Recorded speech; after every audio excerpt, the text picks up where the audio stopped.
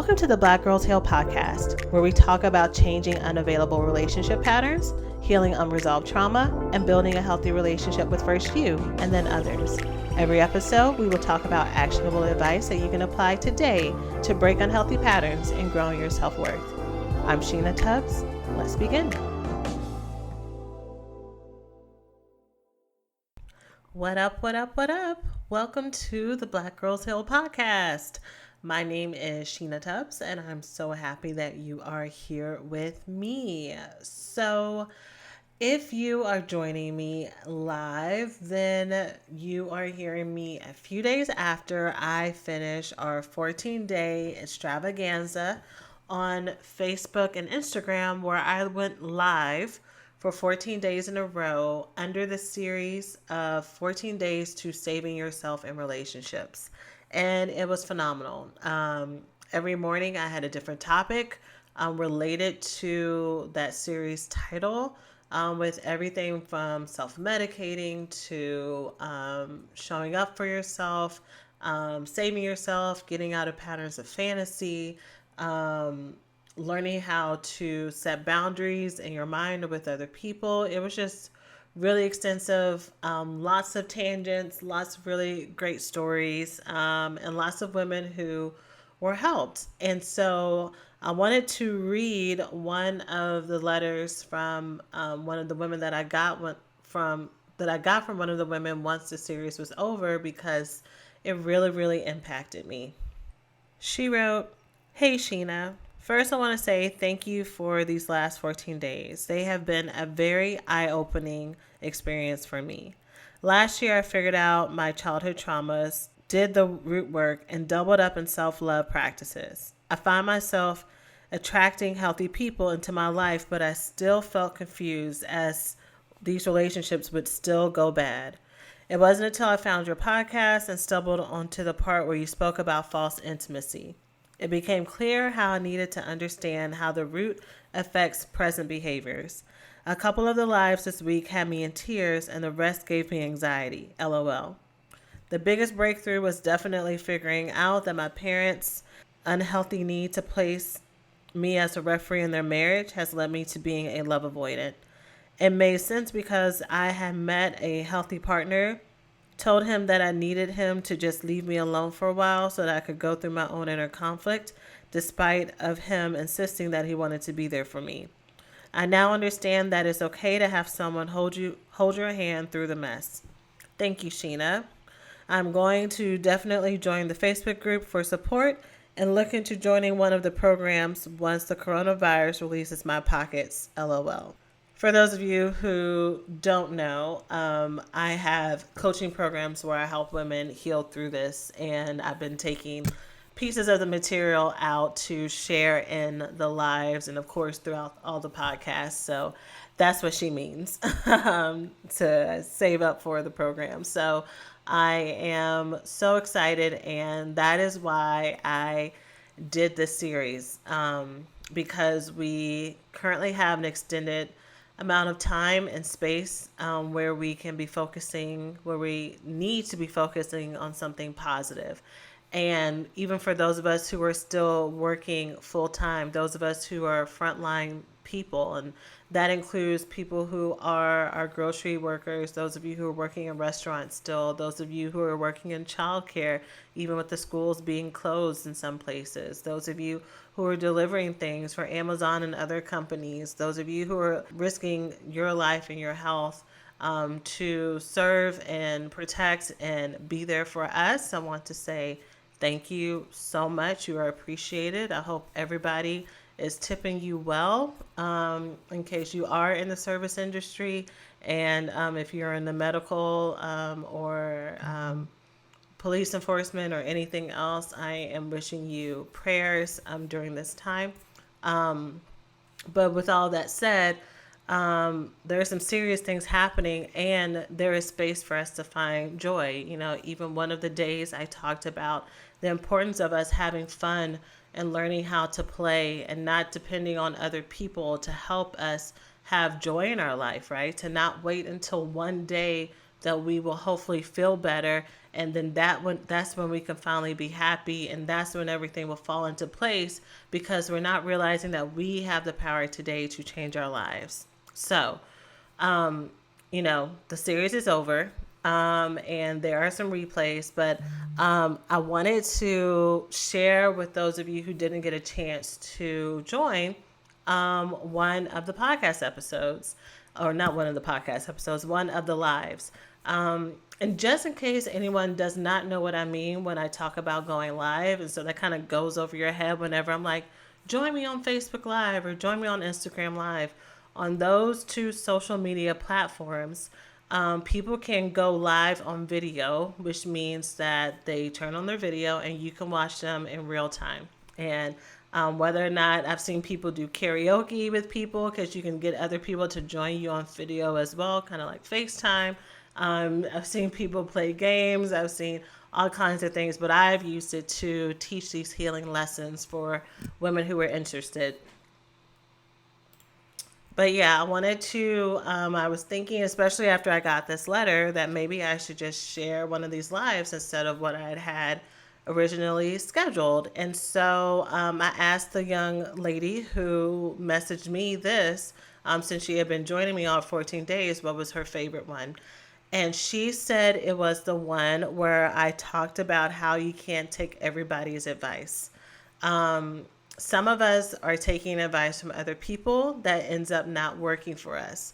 And here's the thing, it's not just people who are bad for us. Like, it's not just we're getting bad advice. Sometimes it's healthy advice that doesn't work for us. Sometimes we're beating ourselves up because someone who we really trust, who we want to be like, someone who we believe is talking in wisdom, will give us steps or give us things to do, and we either can't implement it or it doesn't work for us, and we feel a whole lot of shame on the other side, and it makes us feel really broken and flawed, and that there was something wrong with us. Like, it's more evidence of how life is never going to get better. And so she said that she really liked that live. So I was like, well, let me pull the audio and let that be this episode. So because this is a live, the way that lives work is typically people come on with a topic that they're going to teach about.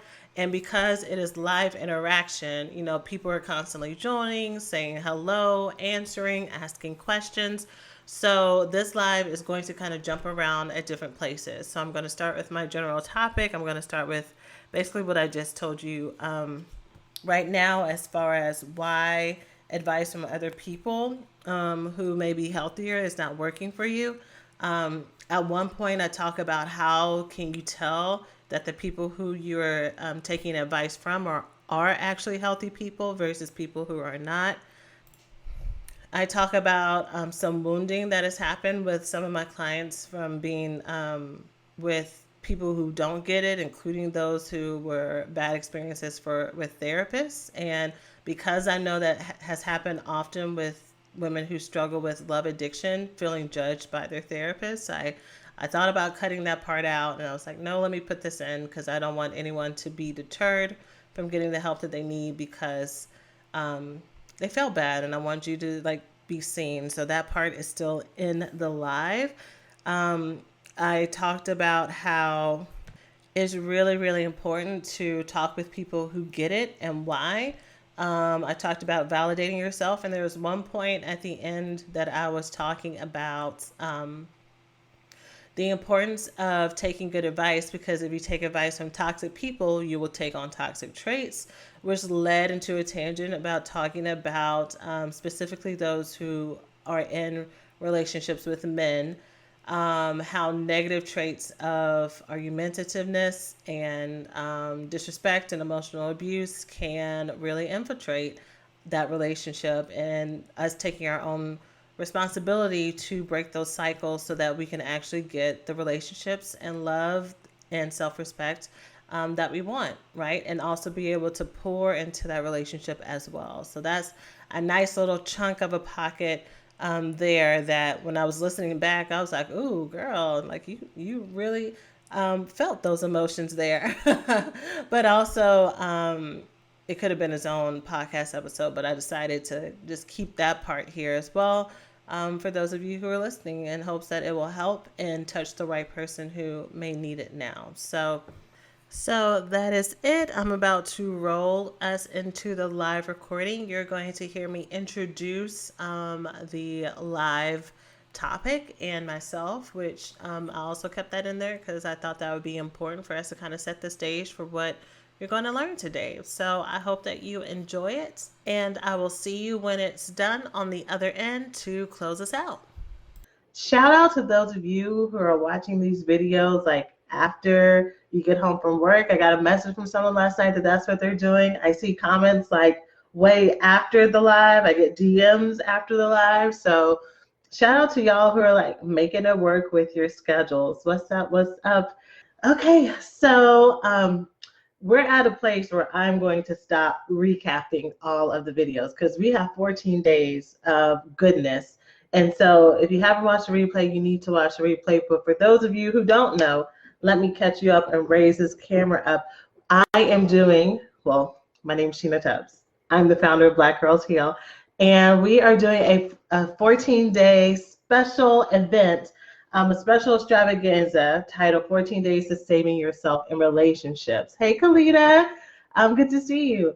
And so every day for 14 days, I'm going to be going live about different ways that you can focus on yourself and your inner healing. Focus on making you the best version of yourself during this time of quarantine, this time of social isolation, whether or not you're following that recommendation or not. Either way, things are disrupted right now, wherever you are. And so it is best for you to use this time for you to grow, for you to exit out of this period where we go from our new normal back to what used to be our normal, or some semblance of it, the transition time, whatever that might look like. But either way, you are a better version of yourself. And so that's what this series is. Here at Black Girls Heal, what I do is I help women who have symptoms of love addiction, love avoidance, and love anorexia heal. I help you heal from unresolved childhood trauma that influences and dictates how we show up, what makes it hard for us to be vulnerable and intimate with other people, and that impacts our sense of self-worth and how we feel about ourselves, whether we are aware of it or whether we are not. Many of us are very much aware of our pockets of low self-worth, and some of us are very good at coping and masking it and overextending ourselves in some areas to compensate for our low self-worth, and so we don't understand how we have problems in some areas and not in others. And the truth is, I say this often, wherever we go, there we are. In every single situation, we bring ourselves. And so that common denominator is present in other areas. It's just us showing up differently. So it's best for us to focus on that. Me, as Sheena Tubbs, I am a relational trauma and love addiction expert. I'm a mental health professional. I've been in this game for over a decade now, to help women be the best version of themselves. So with all that said, today's topic is all about how you cannot do what other people tell you to do. So let me tell you why I say this. So a few months ago, I was having a conversation with a group of my girlfriends, and one of my girlfriends was talking about, hey Carmen, one of my girlfriends was talking about this new guy that she was talking to. And like she was like trying to figure out if she likes him or not. She's trying to figure out if she should keep dating him or not. She's trying to figure out what he was doing as well. And so I'm listening to the details of the story, and I'm like I've been doing this for a while now. So I almost all the time I can hear like just a couple details of what's happening, and I'm like, okay, is this, and this, and you're feeling this, and this.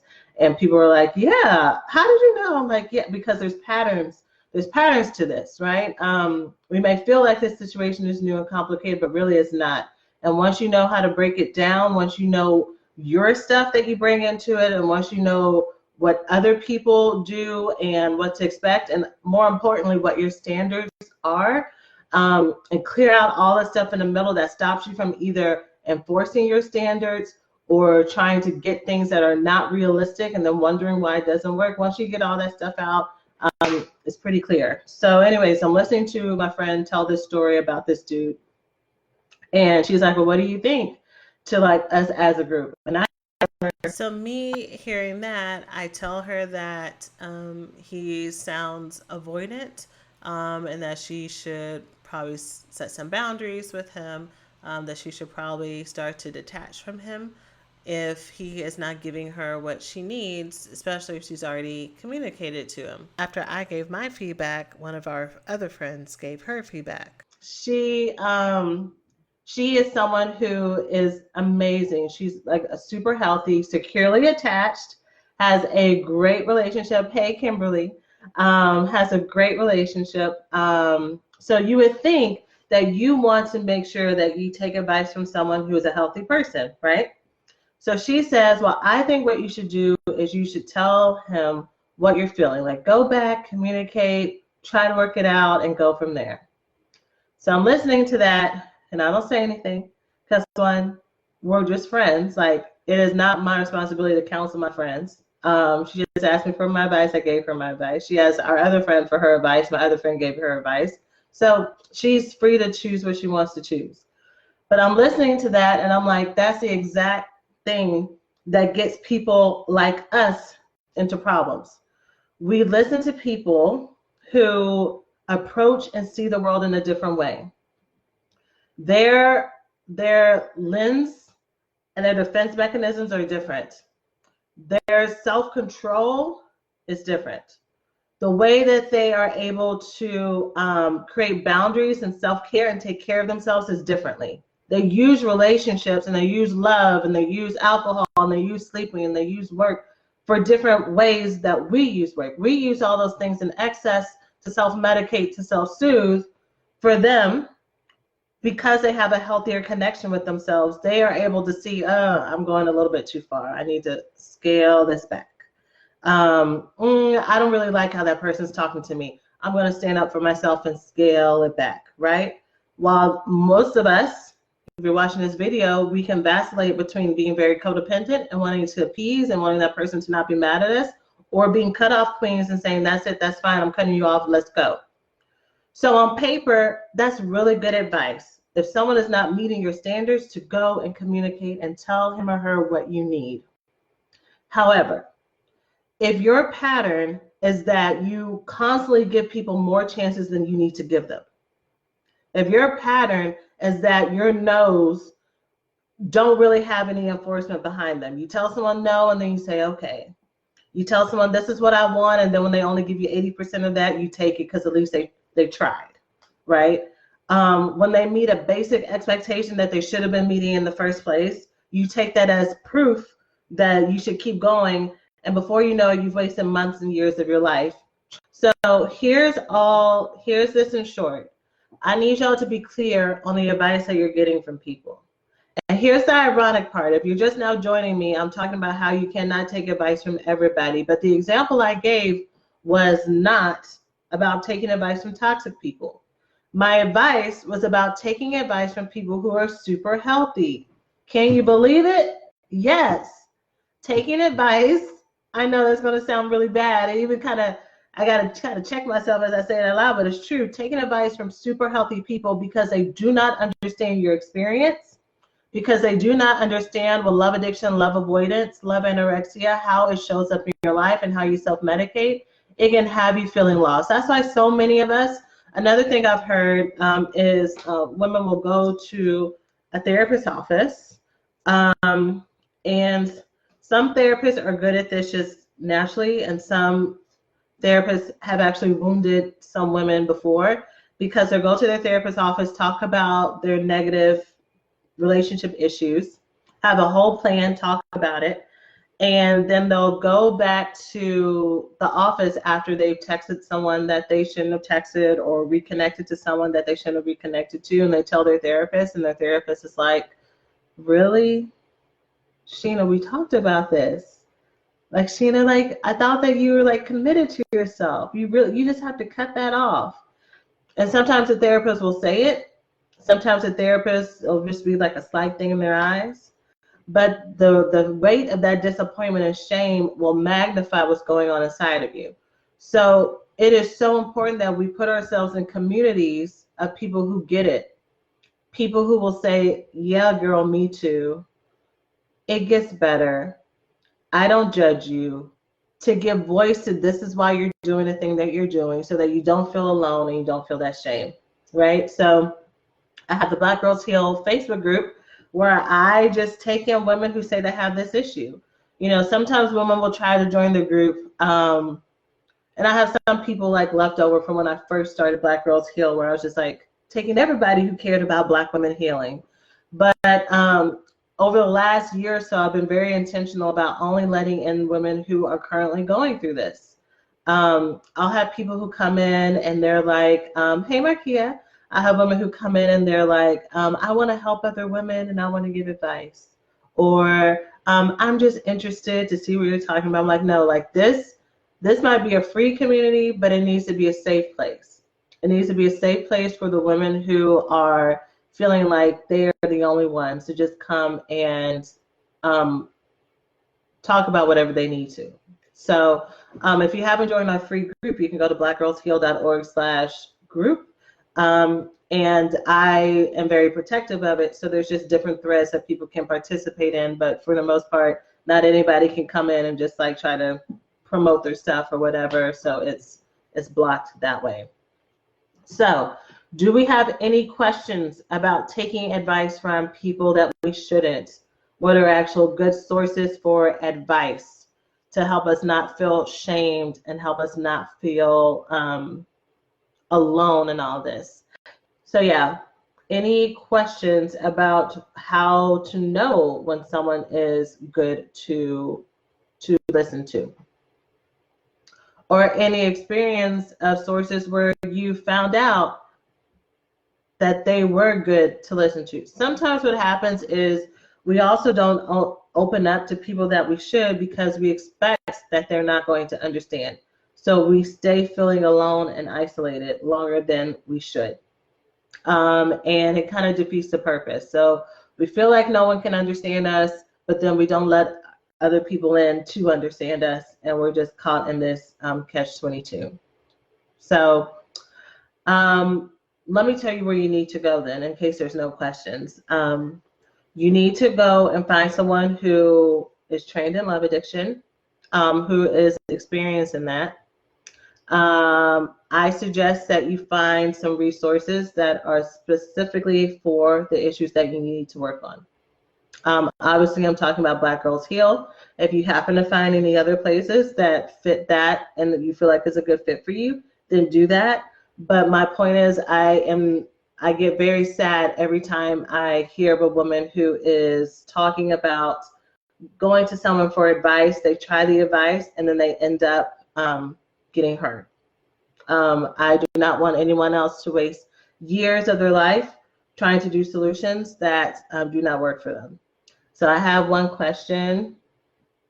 My beautiful Florence says, what is an indication that my girls have a healthy point of view when it comes to dating? So this is a two-part answer that I want to give you. So you can have girls that have a healthy point of view of dating. So those factors are things like they are really encouraging you to keep your standards, to ask for what you want and be clear about what you want.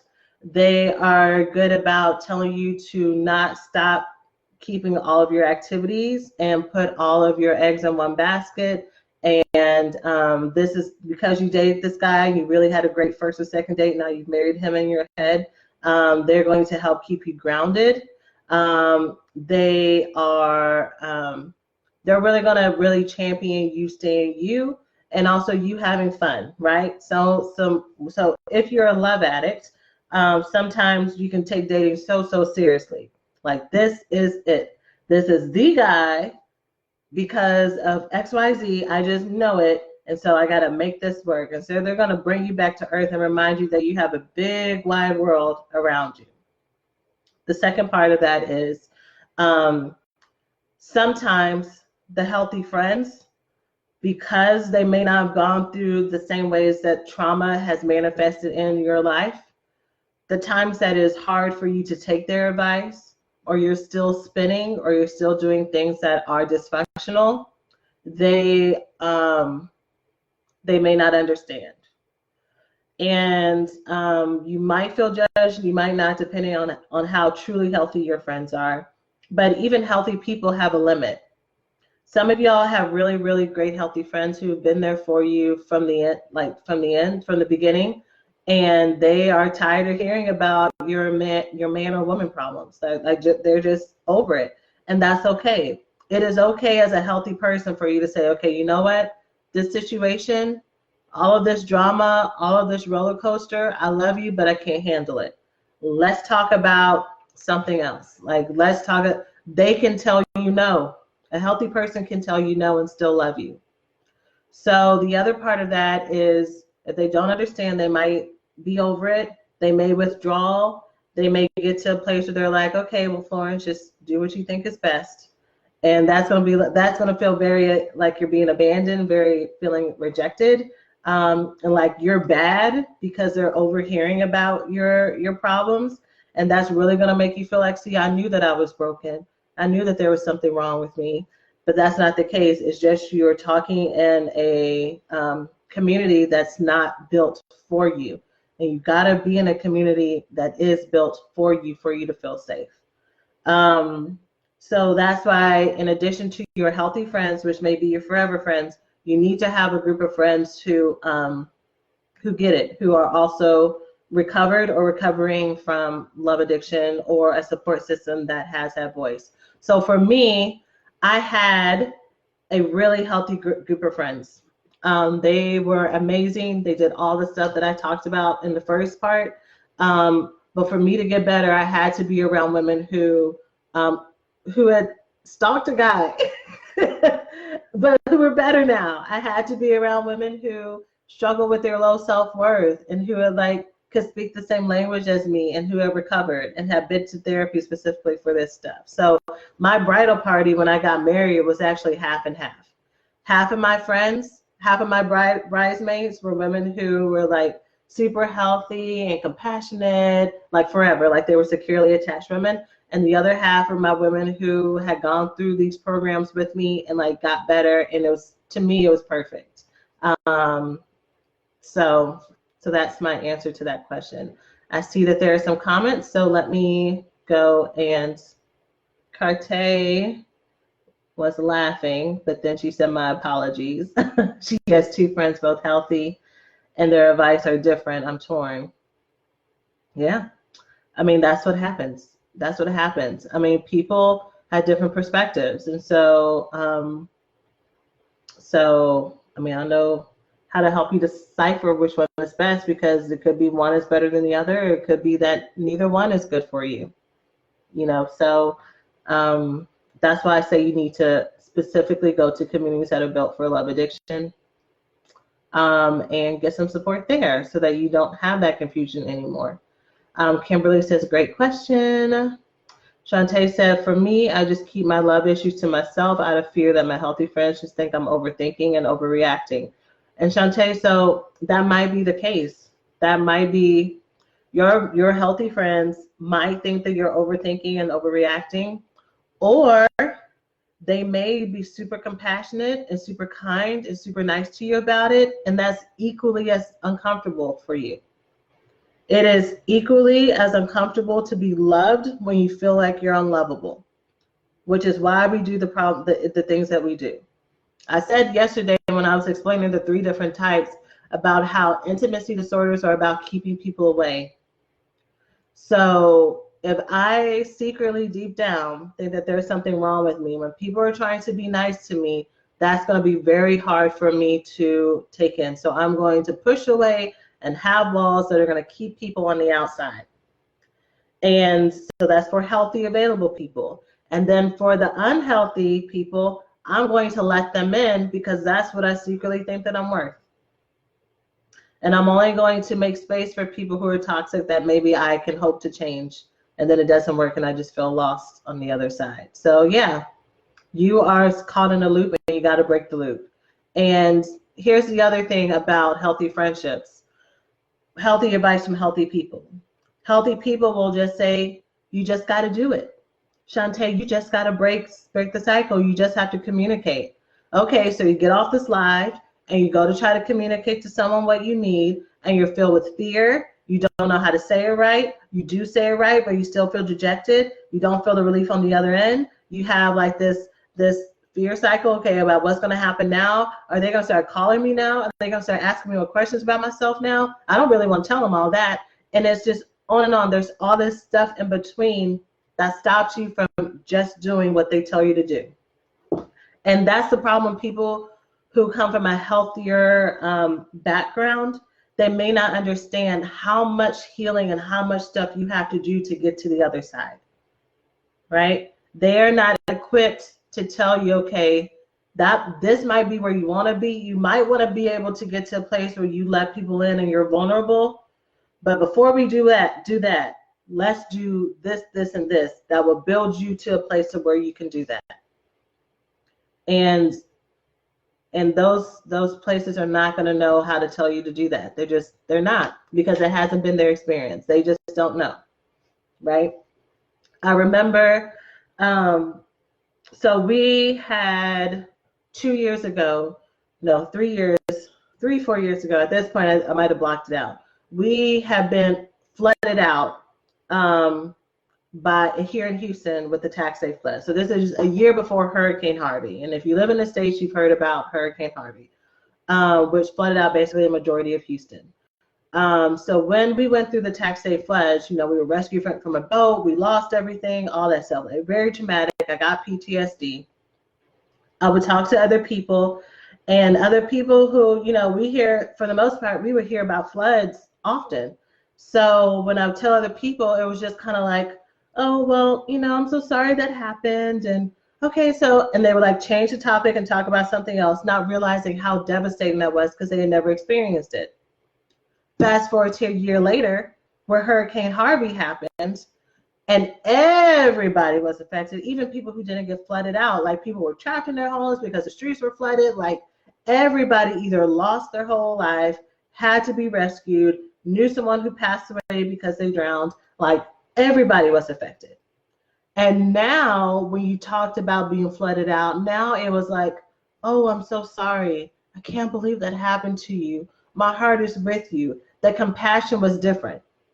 And so that's what it is sometimes with people who are healthy, because they've never been there before. It's not that they don't care. They just don't have any point of reference for it, right? And because they have no point of reference, they can't help you.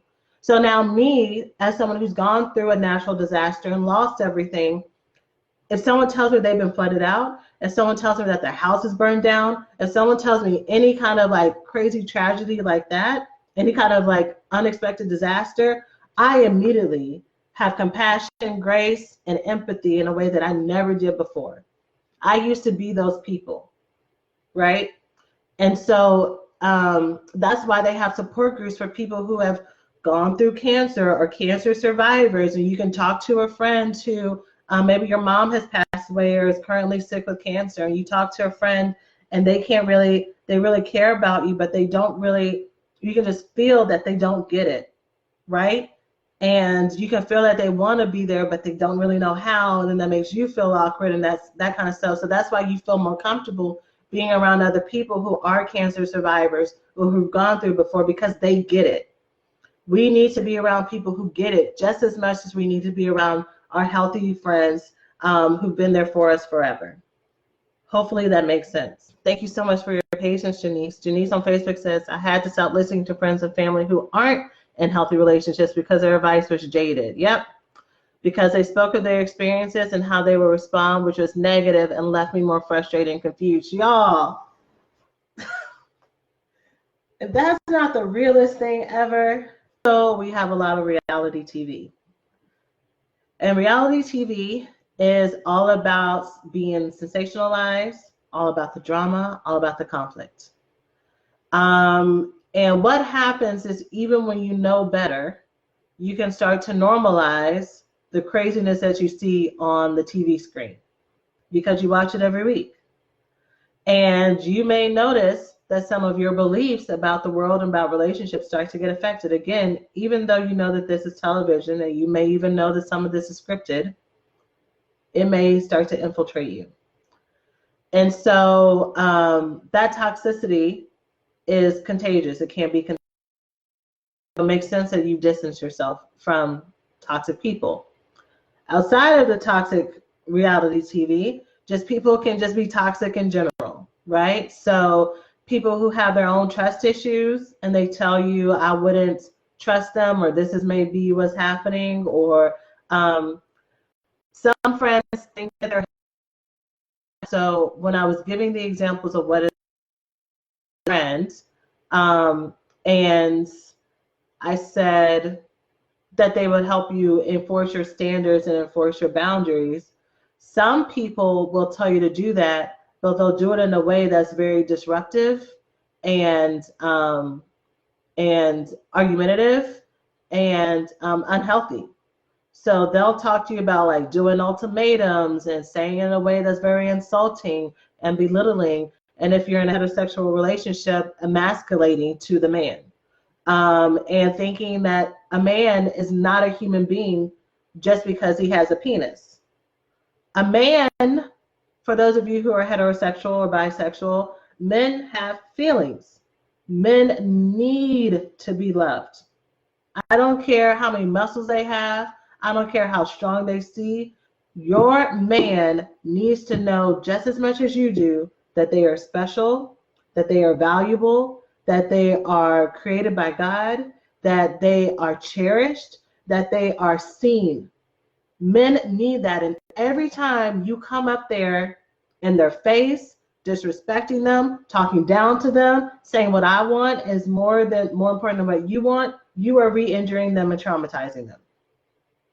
And if you are in a family situation or a friend situation where that is the norm, where y'all trade jokes, where they trade jokes on talking about how they talk crazy to their man or got them to do something differently, or made sure that they knew who was boss, then okay, that's the relationship that you're going to get. The energy you put into that is the energy you're going to get back, and then wonder why you don't feel seen, fulfilled, and cherished on the other side, right?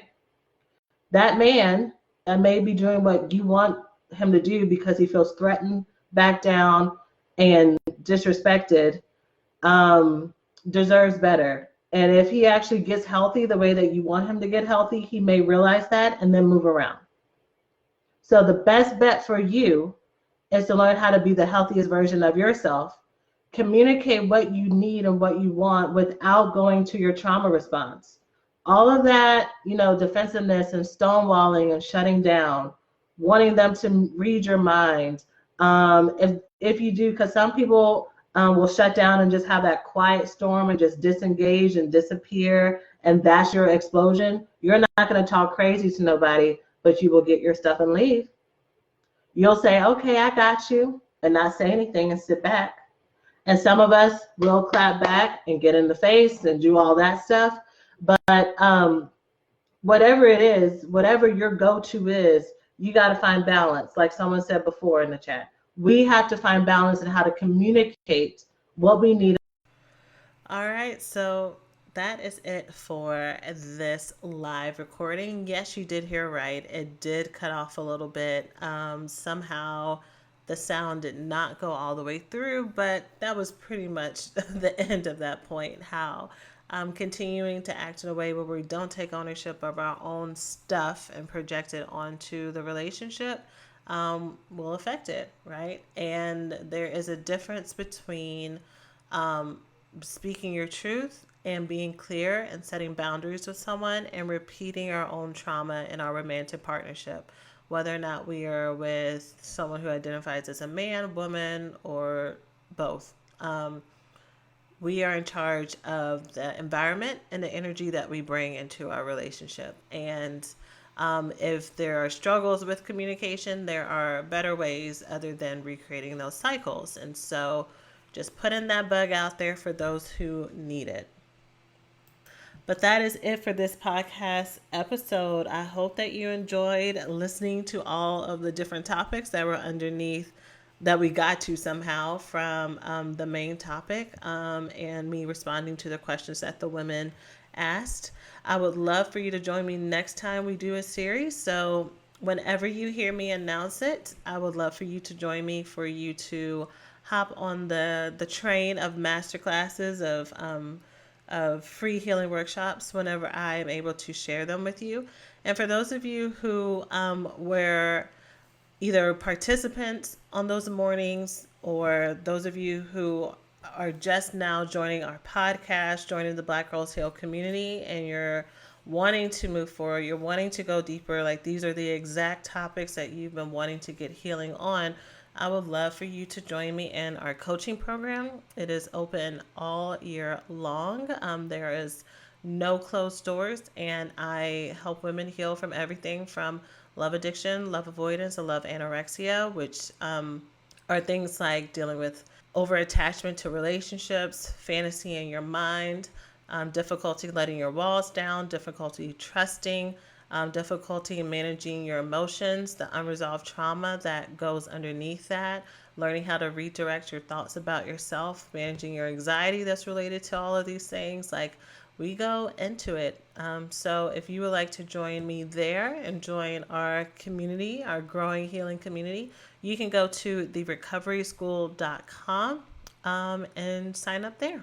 So that is it for this episode. I hope you have a great week and that you're taking care of yourself and staying safe. And I will talk to you soon.